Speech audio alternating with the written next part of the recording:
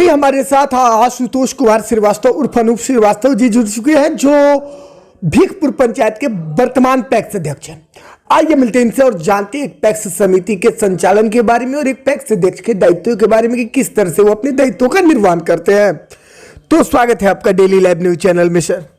आपको भी और आपके दर्शक को भी मेरे तरफ से बहुत बहुत सारी शुभकामनाएं हैं। सर, सबसे बड़ी बात यहाँ पर यह रही है कि आज के दौर में केंद्रीय सहकारिता मंत्री अमित शाह जी पैक्स के उत्थान को लेकर निरंतर प्रयास कर रहे हैं। इस पर आपकी क्या राय है?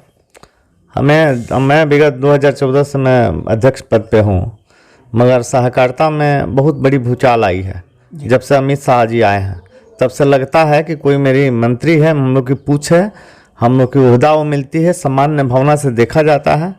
हम लोग सोच रहता है कि अधिक से अधिक किसानों की मदद करें।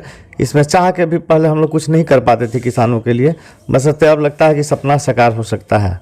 समिति पैक्स एक समिति है जिसको कृषि साख सहयोग समिति कहा जाता है, तो इसका संचालन आप लोग कैसे करते हैं? देखिए, सबसे बड़ी बात है कि हम लोग के पास अभी जितना हम लोग सोच पाते हैं उतना कर नहीं पाते। सबसे बड़ी डिस्टर्बेंस है फाइनेंसिंग व्यवस्था है जी। अभी हम लोग अधिप्राप्ति कार्य करते हैं मुख्य रूप से। अभी सभी पैक्सों के पास बिहार में सबसे बड़ी वजह है कि अधिप्राप्ति कार्य करती है जी। तो उसमें भी पूंजी की आवश्यकताएं हैं। उसमें हम लोग बैंक को बहुत अधिक ब्याज देना पड़ता है। बैंक के ब्याज दर पर हम लोग सीसी ऋण उठाते हैं और किसानों की धान अधिप्राप्ति यानी धान की खरीद करते हैं, और सरकार द्वारा जो बनाया हुआ है एमएसपी न्यूनतम समर्थन मूल्य, उसको देने का हम लोग प्रयास अपने से करते हैं कि किसानों को अधिक से अधिक लाभ मिल सके। सर, लेकिन पैक्स के संचालन के लिए ऐसा देखा जाता है कि पैक्स में पैक्स प्रबंधक होते हैं, तो पैक्स प्रबंधक का क्या दायित्व होता है पंचायत स्तर पर पैक्स समिति में? देखिए, पैक्स प्रबंधक का दायित्व है कि सारे जितने भी कागज संबंधी जितने ही लिखा जोखा है वो सब पैक्स प्रबंधक की जिम्मे होती है। और पैक्स प्रबंधक को अध्यक्ष के नेतृत्व में काम करना पड़ता है और किसानों के हित में ही काम करना पड़ता है। उसके लिए है कि किसानों की जहाँ भी जरूरत पड़ती है वहाँ पे उस सहयोग के लिए हमेशा वो लोग तत्पर रहते हैं प्रबंधक। तो फिर पैक्स अध्यक्ष का क्या दायित्व होता है पंचायत स्तर पर पैक्स समिति में और क्या भूमिकाएं होती है? पैक्स अध्यक्ष का दायित्व है कि अधिक से अधिक किसानों को लाभान्वित करे, किसी प्रकार से करे। प्रचार प्रसार के माध्यम से करा के लुक्कड़ सभा लगा के हम लोग तरह तरह के हम अपने यहाँ पे ज्ञापन देते हैं और तरह तरह के धान अधिप्राप्ति होती है। माइक से प्रचार प्रसार कराना, यानी कि किसानों के हित की ख्याल हम लोग हमेशा रखते हैं कि उसको अधिक से अधिक लाभ मिले। अनुदान संबंधित जानकारियाँ हम लोग देते हैं, वो देते हैं। अभी सरकार की एक बहुत बड़ी योजना अभी चल रही है स्वास्थ्य कार्ड बनाने के लिए। इसमें भी हम लोग बहुत जोर तोड़ से हम लोग सहयोग कर रहे हैं, एक दूसरे को समझा रहे हैं, बुझा रहे हैं। डीलर आसपास में हैं, उनके यहाँ लोग जाते हैं तो आधार माने स्वास्थ्य कार्ड बनवाने में भी हम लोग सहयोग करते हैं। तरह तरह के हम लोग सहयोग में लगे रहते हैं किसान। और लेकिन सर, इसके साथ देखा जाता है कि पैक्स समिति में हरित क्रांति के अंतर्गत tractor, trolley, rotavator, cultivator, harvester, एक तरह से कहा जाए तो कृषि यंत्र और कृषि उपकरण मुहैया कराया जाता है, तो वो क्यों दिया जाता है पैक्स समिति को? देखिए, जनरल जगह जाएंगे तो जैसे 800 रुपया रोटावेटर, जैसे कहीं सरकारी प्राइवेट मूल्य है 1200, तो हम लोग यहाँ 800 में ही होती है। उसकी एप्स बनाई हुई है।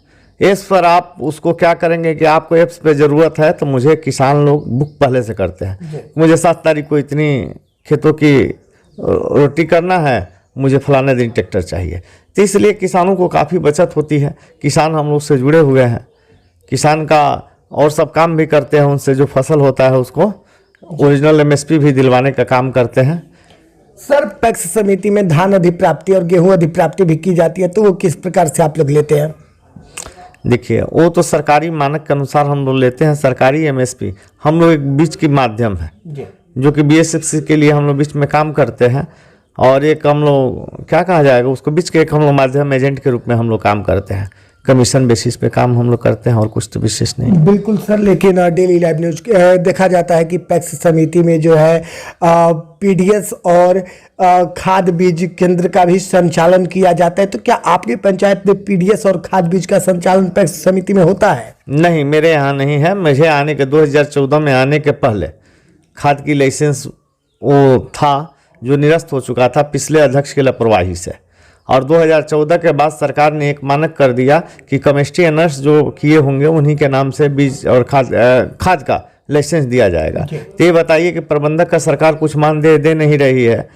बीएससी केमिस्ट्री ऑनर्स करके लड़का 1500, 1600, 3600 में तो काम करेगा नहीं, इसलिए वो ये योजना अधूरा है, अभी हमारे यहाँ नहीं हो रहा है। तो डेली लाइव न्यूज के माध्यम से आपको आपके वो पंचायत और पूरे बिहार की जनता भी देख रही है, आप अपने नेतृत्व को लेकर और दायित्व को लेकर जनता से क्या कहना चाहेंगे?